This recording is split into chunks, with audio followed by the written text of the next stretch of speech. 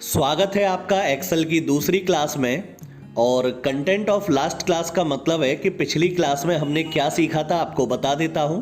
तो सबसे पहले हमने इंट्रोडक्शन ऑफ माइक्रोसॉफ्ट एक्सेल यानी कि एमएस एक्सेल का परिचय जाना था कि एमएस एक्सेल है क्या। तो एमएस एक्सेल एक सॉफ्टवेयर का नाम है जिसमें डाटा की एंट्री की जाती है और जो व्यक्ति डाटा की एंट्री करता है उसे डाटा एंट्री ऑपरेटर कहते हैं। डाटा किसी भी प्रकार का हो सकता है, चाहे हमारे एम्प्लॉय से संबंधित डाटा हो या हम कोई बिल बना रहे हैं, किसी को सामान सेल कर रहे हैं तो उससे संबंधित डाटा हो सकता है, किसी भी प्रकार का डाटा हो सकता है। और उसके बाद फिर हमने जाना था कि how to open M S Excel यानी कि एम एस एक्सेल को शुरू कैसे करते हैं, उसे खोलते कैसे हैं। और विंडो के साथ आर बटन दबाकर आपके सामने रन की एक स्क्रीन खुलेगी और वहां पर आपको एक्सेल लिखना है EXCEL और उसके बाद ओके के बटन पर क्लिक करना है। फिर हमने तीसरा टॉपिक सीखा था पिछली क्लास में, introduction of M S Excel window यानी कि एम एस एक्सेल की जब विंडो खुल जाती है तो उसका एक हमने परिचय जाना था। तो पिछली क्लास में तो मैंने आपको इमेज के थ्रू एक इंट्रोडक्शन बताया था।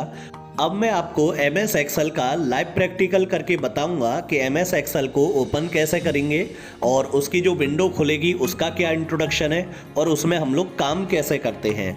यदि आपको इनमें से कोई भी टॉपिक डिटेल में जानना है तो पिछली क्लास की वीडियो को देख सकते हैं। तो चलिए शुरुआत करते हैं आज की क्लास। नमस्कार दोस्तों, मैं गौरव अग्रवाल स्वागत करता हूं आपका अपने डिजिटल मुनीम जी ऐप में। और इस ऐप के माध्यम से आप एम एस वर्ड का कोर्स, एम एस एक्सेल का कोर्स और टैली प्राइम विद GST का कोर्स कर सकते हैं। तो चलिए शुरुआत करते हैं आज की क्लास। तो कंटेंट ऑफ दिस क्लास का अर्थ है कि इस क्लास में हम क्या क्या सीखेंगे तो आपको बता देता हूं। तो mouse pointer in M S Excel यानी कि एम एस एक्सेल में माउस पॉइंटर जो बदलता है वो कितने तरीकों से बदलता है और कौन से पॉइंटर का क्या काम है। उसके बाद हम सीखेंगे ऑटोफिल यानी कि एम एस एक्सेल में ऑटोफिल क्या होता है और ऑटोफिल से हमें क्या फ़ायदा मिलेगा। तो आपके सामने यहाँ पर डेस्कटॉप स्क्रीन आ रही है जहाँ से हम अपना कंप्यूटर में कुछ भी काम करते हैं। तो विंडो के साथ आर बटन दबाएंगे तो आपके सामने रन की एक विंडो खुलेगी और आप यहाँ देख सकते हैं रन। और अब आपको यहाँ पर नीचे यहाँ पे ओपन लिखा हुआ है, यहाँ पर आपको लिखना है एक्सेल। तो EXCEL और एक्सेल लिखने के बाद एंटर बटन दबाएं या फिर ओके के बटन पर क्लिक करें। जैसे ही आप ओके के बटन पर क्लिक करेंगे तो आपके सामने एम एस एक्सेल की विंडो ओपन हो जाएगी। तो अब आप देख सकते हैं ये एम एस एक्सेल की विंडो खुल चुकी है। यदि आपको कोई भी पुरानी फाइल खोलनी है तो यहाँ पर आपको जो नाम दिख रहे हैं इन नामों में से आप किसी भी नाम पर क्लिक करके पुरानी फाइल को आप खोल सकते हैं, या फिर उल्टे हाथ पर यहाँ पर ओपन लिखा हुआ है और इस बटन पर क्लिक करके भी आप अपने कंप्यूटर से फाइल को ढूंढकर और उसे ओपन कर सकते हैं। लेकिन अभी हमें पुरानी फाइल में तो काम नहीं करना, हमें बिल्कुल नई फाइल बनानी है और उसी में काम करना सीखना है। तो नई फाइल खोलने के लिए आपको ब्लैंक वर्कबुक पर क्लिक करना है जो कि आपके सामने है। तो मैंने क्लिक कर दिया। क्लिक करने के बाद आपके सामने बिल्कुल नया पेज आ जाएगा और ये एम एस एक्सेल की विंडो आपके सामने पूरी तरह ओपन हो चुकी है। एम एस एक्सेल की विंडो में सबसे ऊपर जहां लिखा हुआ है बुक 1 एक्सेल, इसे बोलते हैं टाइटल बार। टाइटल बार के नीचे वाली लाइन को बोलते हैं मेन्यू बार, जिसमें home tab, insert tab, page layout tab, formula tab, data tab, review tab और व्यू टैब दे रखे हैं। तो ये अलग अलग टैब हैं और उसके नीचे इस पूरी लाइन को बोलते हैं रिबन। तो ये रिबन होता है। अब आप जिस टैब पर क्लिक करेंगे उसी का रिबन ओपन होगा। इंसर्ट पे क्लिक किया तो इंसर्ट का रिबन खुलेगा और यदि आप पेज लेआउट बटन पर क्लिक करेंगे तो उसका रिबन ओपन होगा। तो जिस टैब पर आप क्लिक करेंगे उसी का रिबन खुलेगा। तो मैं वापस होम पर क्लिक कर देता हूँ। तो इस पूरी लाइन को क्या बोलते हैं, रिबन। यदि आप रिबन को छिपाना चाहते हैं तो होम टैब पर डबल क्लिक करें तो रिबन जो है वो छिप जाएगा और वापस लाना है तो डबल क्लिक करें तो रिबन वापस आ जाएगा। रिबन के नीचे इस पूरी लाइन को बोलते हैं फॉर्मूला बार। तो कई गवर्नमेंट एग्जाम में क्वेश्चन कई बार आता है कि ऐसा कौन सा बार है जो सिर्फ एक्सेल में होता है, किसी और में नहीं होता। टाइटल बार सभी सॉफ्टवेयर में होता है, मेन्यू बार सभी सॉफ्टवेयर में होता है, रिबन सभी सॉफ्टवेयर में होता है, लेकिन फॉर्मूला बार अकेला ऐसा बार है जो सिर्फ एक्सेल में होता है। उसके बाद ये फॉर्मूला बार के नीचे जो आपको ये पूरा पेज दिखाई दे रहा है, इस पूरे पेज को पेज ना बोलकर सीट बोला जाता है, जिसमें आप कहीं भी क्लिक करके और किसी भी बॉक्स में आप अपना डाटा लिख सकते हैं। उसके बाद यहाँ नीचे लिखा हुआ है सीट 1, यानी कि ये सीट का नाम है, और आप बराबर वाले प्लस पर क्लिक करके जितनी सीट चाहें उतनी सीट आप इसमें बढ़ा सकते हैं, जिसके नाम सीट 1, सीट 2, सीट 3, सीट 4 के नाम से आते हैं। अब हमने इसमें जो सीट बढ़ाई है उसे डिलीट करना है, तो इसके ऊपर राइट क्लिक करें और ऊपर एक ऑप्शन दिया हुआ है डिलीट का, इस पर आप लेफ्ट क्लिक कर दें। तो जो सीट आपने बढ़ाई वो डिलीट हो जाएगी। राइट क्लिक करें, डिलीट के ऑप्शन पर क्लिक कर दें। अब सीट 2 डिलीट करनी है तो राइट क्लिक करें और डिलीट के ऑप्शन पर क्लिक कर दें, तो जो भी सीट हैं वो डिलीट हो जाएंगी। उसके नीचे जहाँ पर लिखा हुआ रेडी, इसे बोलते हैं स्टेटस बार। और स्टेटस बार हमें ये बताता है, रेडी का मतलब ये है कि आपका जो एक्सेल है वो काम करने के लिए तैयार है, यानी कि आप इसमें कुछ भी काम कर सकते हैं। इसके राइट साइड में यहाँ पर जो सीट है उसको बदलने के 3 लुक दे रखे हैं, नॉर्मल, पेज लेआउट और ये है आपका पेज ब्रेक प्रीव्यू, जिनके बारे में हम आगे डिटेल में बताएंगे। तो नॉर्मल पर आपको क्लिक करना है, जिसमें हम लोग काम करते हैं। उसके बाद यहाँ प्लस पर आप क्लिक करेंगे तो आपकी जो सीट है वो जूम इन हो जाएगी, और माइनस पर क्लिक करेंगे तो सीट जूम आउट हो जाएगी। तो यदि आपको लगे कि सीट बढ़ा के देखनी है, बड़ी देखनी है, तो प्लस पर आप क्लिक कर सकते हैं। तो मैंने यहाँ पर सीट को जूम कर लिया है, और अब मैं आपको इस सीट के बारे में एक इंट्रोडक्शन बताऊंगा, जो कि मैंने आपको पिछली क्लास में भी समझाया था। तो ये एक्सेल का जो पेज है, इसे पेज ना बोलकर क्या बोलते हैं, सीट, जो कि अभी आपको थोड़ी देर पहले बताया था। और ये सीट रो और कॉलम से मिलकर बनी होती है। एक्सेल में रो को नंबर दिया गया है, तो 1, 2, 3, 4, 5, 6, 7 और 8, ये जो नाम आपको दिख रहे हैं ये सभी रो के नाम है। तो ये जो हॉरिजॉन्टल लाइन है इसे रो बोलते हैं। और A, B, C, D, E, F और ये G, जो ये आपको वर्टिकल लाइन दिख रही है, इनको बोलते हैं कॉलम। तो रो और कॉलम से मिलकर आपकी ये सीट बनी होती है। और कहीं भी आप क्लिक करोगे तो एक बॉक्स आपको दिखेगा जिसे सेल बोलते हैं। तो ये सेल तीसरी रो में है और C कॉलम में। तो इस सेल का एड्रेस क्या होगा, C3। तो सेल का जो एड्रेस है, पहले कॉलम का नाम पढ़ा जाता है, तो कॉलम कौन सा है, C, और रो कौन सी है, 3। तो इस सेल का जो एड्रेस कहलाएगा वो C3 कहलाएगा। तो हमें एक्सेल में किसी भी सेल में काम करना हो और उससे कोई वैल्यू उठानी है, तो हम पहले कॉलम का नाम पढ़ेंगे, फिर रो का नाम।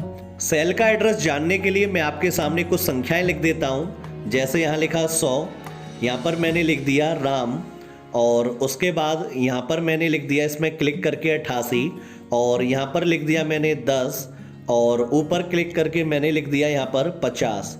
तो अब मैं आपसे यदि पूछूं कि ये जो 100 लिखा है मैंने, ये कौन से सेल में लिखा है, तो कैसे निकालेंगे, कॉलम कौन सा है, D, तो D कॉलम में लिखा है। और रो कौन सी है, रो है 6।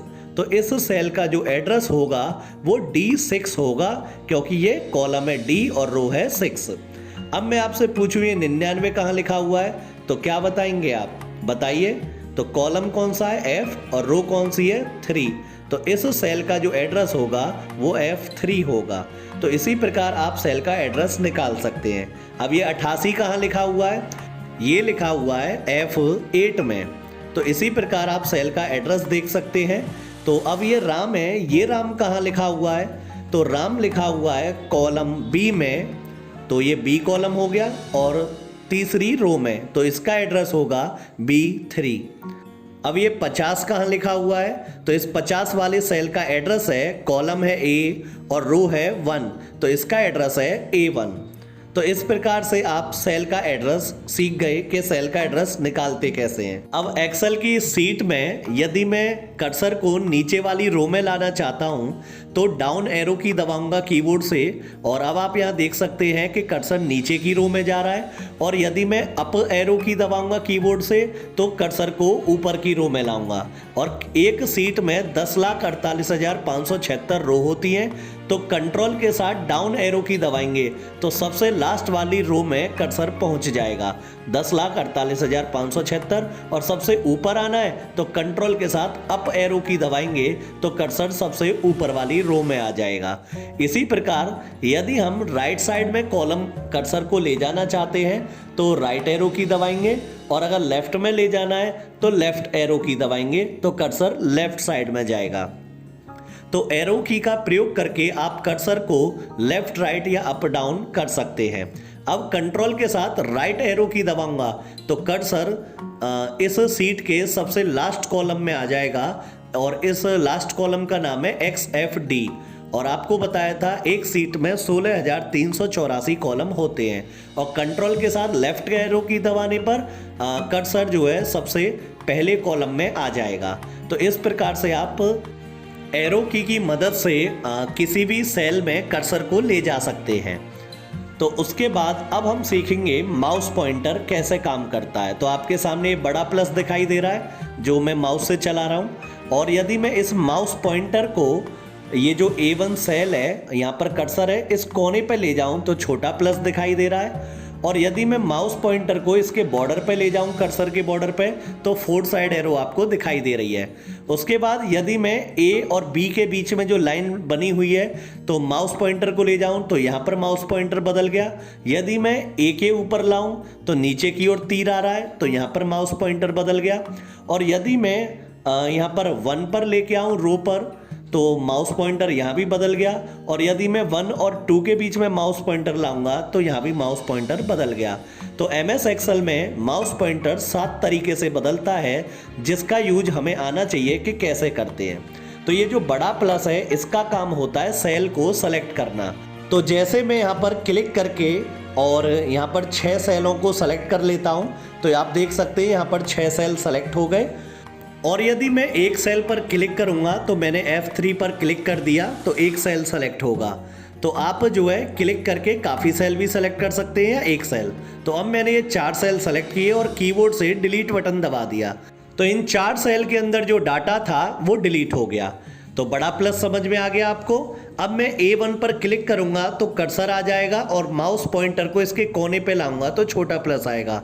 इसका अर्थ है ऑटोफिल। अब मैं क्लिक करके नीचे की ओर खींचूंगा तो सभी सेल में क्या आ जाएगा 50-50 लिखा हुआ आ जाएगा। इसी प्रक्रिया को ऑटोफिल कहते हैं।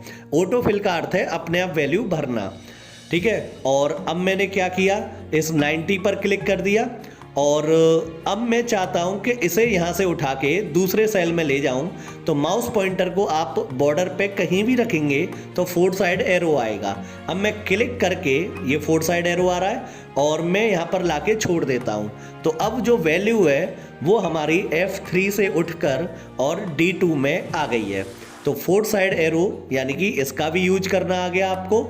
और उसके बाद अब मैं क्या करता हूँ इन सभी को सेलेक्ट करके और यहाँ से इनको डिलीट कर देता हूँ और मैं यहाँ पर कुछ लिख के आपको दिखा देता हूँ। जैसे मैंने लिखा रोल नंबर और उसके बाद अगले में लिखा मैंने स्टूडेंट्स नेम।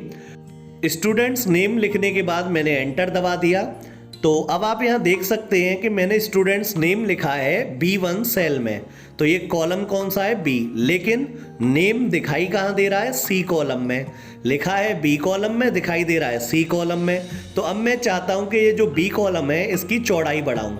तो माउस पॉइंटर को ये जो B और C के बीच में पॉइंट बना हुआ है यहाँ पर आपको क्लिक करके और सीधे हाथ की तरफ खिसकाना है। तो अब आप देख सकते हैं B कॉलम की चौड़ाई बढ़ गई। तो इसी पॉइंट की मदद से आप कॉलम की चौड़ाई कम कर सकते हैं और इसी पॉइंट की मदद से कॉलम की चौड़ाई आप बढ़ा सकते हैं। तो डबल क्लिक करके भी कर सकते हैं आप इसका यूज। तो ये हो गया आपका माउस पॉइंटर अगला। उसके बाद यदि मैं पूरे B कॉलम को सेलेक्ट करना चाहता हूं तो ये आपको नीचे की ओर तीर दिखाई दे रहा है। तो मैं क्लिक करूंगा तो पूरा B कॉलम सेलेक्ट हो जाएगा और फिर हम डिलीट भी कर सकते हैं। बोल्ड, इटैलिक, अंडरलाइन, जो इफेक्ट इस लाइन में लगाना चाहें वो लगा सकते हैं। अब मैं चाहता हूं दूसरी रो को सेलेक्ट करूं तो माउस पॉइंटर देखो बदल गया और पहली रो को सेलेक्ट करना है तो बदल गया। क्लिक कर दिया तो पहली रो सेलेक्ट हो गई है पूरी। और अब आप देख सकते हैं यहाँ पर ये पूरी रो सेलेक्ट हो गई है और इसमें आप जो इफेक्ट लगाना चाहें वो इफेक्ट आप लगा सकते हैं। यदि आप ए रो की जो ऊंचाई है उसे बढ़ाना चाहते हैं तो 1 और 2 के बीच में ये पॉइंट आ रहा है, तो यहाँ पर क्लिक करके और इसकी जो ऊंचाई है उसे आप बढ़ा सकते हैं और यहाँ से आप ऊंचाई को कम भी कर सकते हैं। तो इस तरह से आप यूज कर सकते हैं। तो यहाँ भी माउस पॉइंटर बदल गया। MS एक्सेल में जो 7 तरीके से माउस पॉइंटर बदलता है आप यूज करना सीख गए। तो अब मैं A1 B1 दोनों को सेलेक्ट करके और इसे डिलीट कर देता हूँ और यहाँ से B कॉलम की जो चौड़ाई है थोड़ी कम कर देता हूँ इसे। तो अब हम सीखेंगे कि ऑटो फिल में क्या क्या हो सकता है और कैसे होता है। तो छोटा प्लस, जैसे माउस पॉइंटर को कोने पे रखा तो छोटा प्लस आ रहा है, तो इसी की मदद से अब हम ऑटो फिल करेंगे। तो जैसे मैं इस सेल में, सेल का नाम है C3 और इस सेल के अंदर या B2 में लिख देता हूँ, मैंने लिखा JAN यानी कि जनवरी। एंटर दबाया, कर्सर नीचे आ गया, लेकिन अप एरो की दबा के कीबोर्ड से कर्सर को ऊपर लाना है या क्लिक कर सकते हो। अब माउस पॉइंटर को इसके कोने पे लाना है, छोटा प्लस आ गया। अब मैं क्लिक करके नीचे की ओर खींचूंगा तो क्या होगा आप देख सकते हैं, जनवरी फरवरी मार्च अप्रैल मई जून ये आ गया। यही प्रक्रिया ऑटोफिल कहलाती है और ज़रूरी नहीं आप इसे कॉलम में फिल करें, और आप चाहें तो इसे रो में भी फिल कर सकते हैं। जैसे जनवरी लिख के एंटर किया, फिर उसके बाद ऊपर वाले सेल पे ही क्लिक करूंगा और फिर मैं माउस पॉइंटर को कोने में लाऊंगा, छोटा प्लस आ गया। क्लिक करके आप नीचे भी खींच सकते हैं या क्लिक करके राइट साइड में भी ऑटो फिल कर सकते हैं। तो आप देख सकते हैं यहाँ भी फरवरी मार्च आ गया। क्लिक करके आप और ऊपर की ओर भी ऑटो फिल कर सकते हैं, तो पिछले अंक आएंगे, पिछला नंबर आएगा। और क्लिक करके आप लेफ्ट साइड में भी ऑटो फिल इसे कर सकते हैं। तो ज़रूरी नहीं कि हम इसे जो है नीचे की ओर ही ऑटो फिल करते हों। तो इस तरह से भी आप ऑटो फिल कर सकते हैं। तो अब मैं आप यहाँ से इनको सेलेक्ट करके और डिलीट कर देता हूँ। तो वापस अब मैं C2 पर क्लिक करूँगा। ज़रूरी नहीं कि जनवरी लिख के ही ऑटो फिल किया जाए। अब मैंने लिखा मई MAY और एंटर दबाया, कर्सर नीचे आया, C2 पर क्लिक करूँगा, माउस पॉइंटर को कोने पे लाऊंगा और ऑटो फिल कर दूंगा। अब मैं इस सेल में पूरा जनवरी लिखता हूं, तो JANUARY ये मैंने टाइप कर दिया और एंटर बटन दबाया। कर्सर C3 में चला गया, लेकिन मैं कर्सर को वापस C2 वाले सेल में लाऊंगा और माउस पॉइंटर को कोने पे लाऊंगा पॉइंट पे, तो छोटा प्लस आएगा। अब क्लिक करके नीचे की ओर खींचूंगा माउस से, तो क्या होगा ऑटो फिल हो जाएगा। लेकिन अब यहाँ जनवरी फरवरी पूरा नाम आया है। तो हमने पहले शॉर्ट में लिखा था तो शॉर्ट आया था, अब हमने लॉन्ग में लिखा। इसी प्रकार हमने लिखा SUN यानी कि संडे शॉर्ट में, और फिर कर्सर को वापस D2 पे ले जाऊंगा और कोने पे माउस पॉइंटर लाके और मैं क्लिक करके ऑटो फिल कर दूंगा। तो क्या होगा, संडे मंडे ट्यूसडे वेडनेसडे इस तरह से आ जाएगा। यदि आप संडे मंडे पूरा चाहते हैं तो आप जो है E2 सेल में कहीं भी लिख सकते हैं। वैसे तो मैंने SUNDAY संडे पूरा लिख दिया और एंटर दबाया, कर्सर नीचे आया, वापस E2 पर क्लिक करूंगा, माउस पॉइंटर को कोने पे लाऊंगा और क्लिक करके नीचे की ओर खींच दूंगा। तो जितना आप खींचोगे उतना आएगा और मैं कर्सर को ऊपर ले जाता हूं। तो अब आप यहां देख रहे हैं वेडनेसडे दूसरे सेल में जा रहा है। तो आपको बताया था कॉलम की चौड़ाई कैसे बढ़ाएंगे। तो E और F के बीच में जो पॉइंट है, इस पॉइंट पर क्लिक करके और राइट साइड की ओर खींचेंगे तो जो E कॉलम है उसकी चौड़ाई बढ़ जाएगी। अब मैं F2 वाले सेल में 1 टाइप कर देता हूं। तो मैंने 1 लिख के और एंटर कर दिया, तो कर्सर कहां चला गया, F3 सेल में। और मैं वापस कर्सर को F2 वाली सेल में लाऊंगा क्लिक करके, या एरो की से भी ला सकते हैं, और मैं इसे ऑटो फिल करूंगा तो सभी सेल में क्या आ जाएगा, 1 1 आ जाएगा। तो अब आप यहाँ देख रहे हैं कि सभी सेल में एक सी वैल्यू आ रही है। ठीक है, यहाँ 1 है, ठीक है, उसके बाद नीचे 1 है, यहाँ 1 है, यहाँ 1 है। तो इसे कहते हैं कॉपी सेल। और यहाँ पर आप देख रहे हैं हमने संडे लिखा था तो मंडे आया था, ना कि संडे। तो इसका अर्थ ये है कि एक वैल्यू यदि बार बार आए तो उसे कॉपी सेल कहते हैं, और यदि अगली वैल्यू आए तो उसे फिल सीरीज कहते हैं। तो मैंने फिर से यहाँ पर 1 लिखा और 1 लिखने के बाद इसे ऑटो फिल कर दिया, और ऑटो फिल करते ही आप फिर से क्या हुआ, यहाँ पर 1 1 आ गया। अब मैं यहाँ क्लिक करके और यहाँ से क्या लूँ, फिल सीरीज। तो मैंने क्लिक कर दिया तो क्या हुआ, इसमें 1 2 3 4 5 आ गया। तो अगला नंबर यदि आए तो उसे फिल सीरीज कहते हैं, और एक ही वैल्यू बार बार आए तो कॉपी सेल। तो मैं यहाँ से इन कॉलम की जो चौड़ाई है उन्हें कम कर देता हूँ, क्योंकि मुझे आगे और भी ऑटोफिल में बताना है क्या क्या होता है। तो मैंने क्या किया, इसको भी और कम कर दिया, एच कॉलम को, आई कॉलम को भी कम कर दिया और जे कॉलम की जो विड्थ है उसे भी यहाँ से कम कर दिया, के कॉलम को भी कम कर देता हूँ। तो इतना काफ़ी है। अब मैंने यहाँ क्या किया, 1 लिखा, एंटर दबाया, कर्सर नीचे आ गया। अब मैं यहाँ पे क्या करूँ कि इसी को पकड़ के ऑटोफिल कर दूँ। तो अगले सेल में क्या आएगा, कुछ नहीं, क्योंकि जब आप ब्लैंक सेल को ऑटोफिल करोगे तो वैल्यू भी तो ब्लैंक आएगी सभी में। तो आपको ध्यान रखना है उसी सेल को ऑटोफिल करना है जिसमें वैल्यू दे रखी है। तो अब मैं यहाँ पर क्या करूँ, 2 लिख देता हूँ और 1 और 2 वाले सेल को सेलेक्ट कर लेता हूँ। तो इन दोनों में कितने का अंतर है, 1 का। तो अब मैं क्या करूँगा, इसे यहाँ से ऑटोफिल कर दूंगा। तो सभी जितनी भी वैल्यू आएंगी उन सभी में 1-1 का अंतर होगा, क्योंकि मैंने 1 और 2 को सेलेक्ट किया था तो उसमें 1 का अंतर था। जैसे मैंने यहाँ लिखा 2 और 4, अब 2 और 4 को क्या किया, सेलेक्ट। तो अब इन दोनों में कितने का अंतर है, 2-2 का। अब मैं ऑटोफिल करूंगा तो जो वैल्यू आएगी वो 2-2 के अंतर पे आएगी। तो 6, 8, 10, 12 इस तरह से। तो ये भी ऑटोफिल हो गया। आप इसे चाहे सम संख्या बोलें चाहे पहाड़ा बोलें। यदि मैं यहाँ पर लिखूँ 1 और यहाँ लिखा 3 और 1 और 3 को सेलेक्ट किया, इनमें कितने का अंतर है, 2 का। ऑटोफिल करूंगा तो 2-2 के अंतर पे वैल्यू आ जाएंगी। अब आप चाहे इसे विषम संख्या बोलें चाहे ऑटोफिल बोलें, बात एक ही है। और अब मैं यहाँ पर अगले सेल में यहाँ पर लिख देता हूँ 5 और यहाँ लिखा 10 और 5 और 10 को मैंने सेलेक्ट किया। तो 5-5 का अंतर है, ऑटोफिल करेंगे तो 5-5 के अंतर पर वैल्यू आ जाएंगी। अब आप चाहे इसे 5 का टेबल बोलो या ऑटोफिल बोलो। सेलेक्ट करके डिलीट कर देता हूँ, ठीक है। एक बात आपको सबसे ज़्यादा ध्यान रखनी है कि किसी सेल में यदि हम कोई भी वो लिखते हैं, लेटर लिखते हैं, और किसी भी सेल में यदि हम कोई अंक लिखते हैं तो दोनों में अंतर क्या है, ठीक है। तो यहाँ पर B3 में D लिखा है, B4 में 6 लिखा है, तो ये 2 अलग अलग सेल हैं।